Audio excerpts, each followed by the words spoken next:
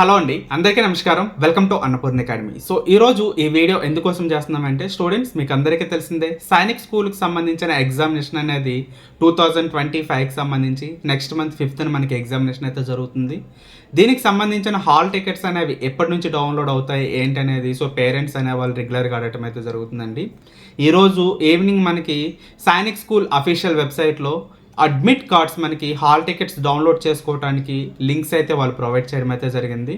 మీరు అఫీషియల్ వెబ్సైట్లోకి వెళ్ళి సో హాల్ టికెట్స్ డౌన్లోడ్ చేసుకోవచ్చు. లేకపోయినట్లయితే ఈ వీడియోని క్లియర్గా చూడండి.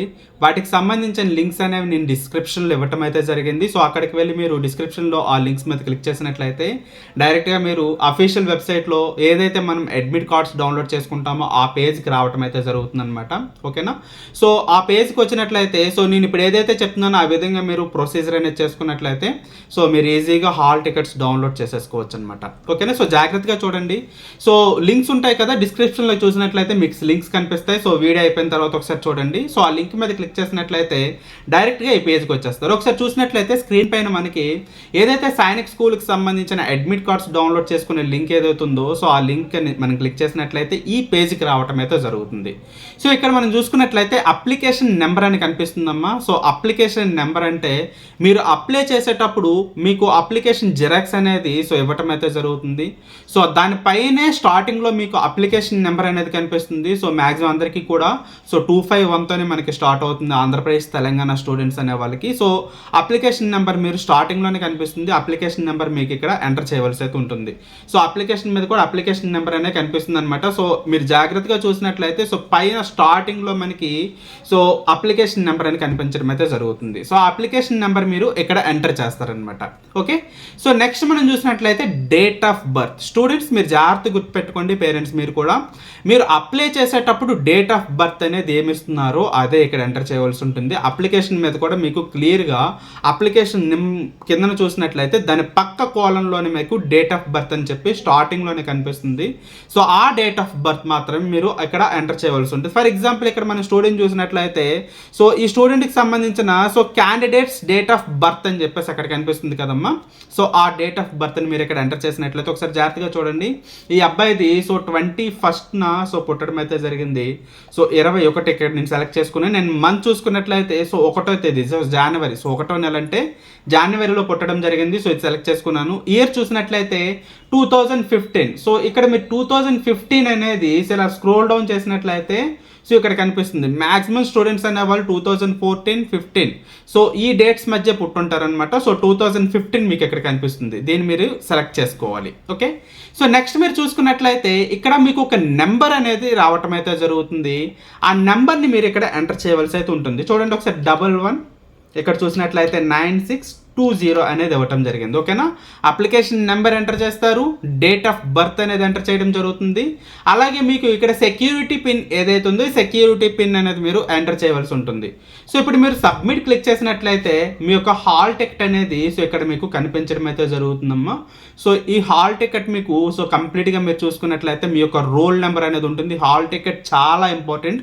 అప్లికేషన్ ఏదైతే ఉందో అప్లికేషన్ అనేది మీరు ఖచ్చితంగా మీరు ఏంటంటే సో జాగ్రత్తగా దాచుకోవాలి. At that same time admit card కూడా జాగ్రత్తగా దాచుకోవాలి. ఇదేంటంటే మనకి అడ్మిషన్ అయ్యేటప్పుడు రెండు కూడా యూజ్ అవుతాయి అనమాట. ఇక్కడ రోల్ నెంబర్ అనేది ఉండటం జరుగుతుంది. ఈ రోల్ నెంబర్ బేస్ చేసుకొని మీరు ఎగ్జామినేషన్ రావాల్సి ఉంటుంది. ఇక్కడ అప్లికేషన్ నెంబర్ కూడా మనకు ఉంటుంది అనమాట. మీకు సంబంధించిన ఎగ్జామినేషన్ అనేది చూడండి. ఇక్కడ మీరు ఏ మీడియంలో పేపర్ అనేది చూస్ చేసుకున్నారో ఆ మీడియం అనేది ఇక్కడ కనిపిస్తుంది. అండ్ మనకి ఎగ్జామినేషన్ డేటు సో చూడండి మనకి 5/4/2025 ఇక్కడ మనకి కనిపించడం అయితే జరుగుతుంది. సో టైం ఇక్కడ చూసుకున్నట్లయితే 2 గంటల నుంచి సాయంత్రం అలాగే 4:30 మనకి క్లోజ్ అవటం అయితే జరుగుతుంది అనమాట. ఓకేనా? సో మీరు ఎగ్జామినేషన్ సెంటర్కి వెళ్ళేటప్పుడు సో 1 గంట కన్నా ముందే అక్కడ ఉండేటట్టు చూసుకోవాలి. అట్లీస్ట్ మీరు 1 అవర్ బిఫోర్ మీరు అక్కడ ఉండాలి. Examination start అయ్యేదన్నమాట. 1.5 మనకి ఏంటంటే ఎగ్జామినేషన్ హాల్లోకి మనం వెళ్ళిపోతాం. ½ అవర్ మనకి ప్రాసెస్ అనేది అక్కడ ఉంటుంది. ఉంటుంది. ఓకేనా? సో నెక్స్ట్ మీరు చూసుకున్నట్లయితే సో రిపోర్టింగ్ టైం ఇక్కడ చూడండి, ఇడు 1 అవర్ కూడా కాదు, సో 12 మనకి రిపోర్టింగ్ టైం అనేది ఇవ్వటం జరిగింది. స్టూడెంట్స్ మీరు జాగ్రత్త గుర్తుపెట్టుకున్నమ్మా. సో రిపోర్టింగ్ టైం మనకి 12కే ఇచ్చాడు కాబట్టి సో మీరు మార్నింగే హ్యాపీగా ఏదో ఒకటి తినేసేయండి. అలాగే మీరు సో తినేటప్పుడు కూడా సో మీరు 1 గంటకి తింటామని పెట్టుకోవద్దు. ఎగ్జామినేషన్ టైంలో ముందుగానే సో 11కే మీరు లంచ్ ఏదైతే ఉంటుందో దాన్ని కంప్లీట్ చేసేసుకోండి. ఎందుకంటే సో మీరు 4:30 వరకు కూడా బయటకు వచ్చే అవకాశం అనేది ఉండదు.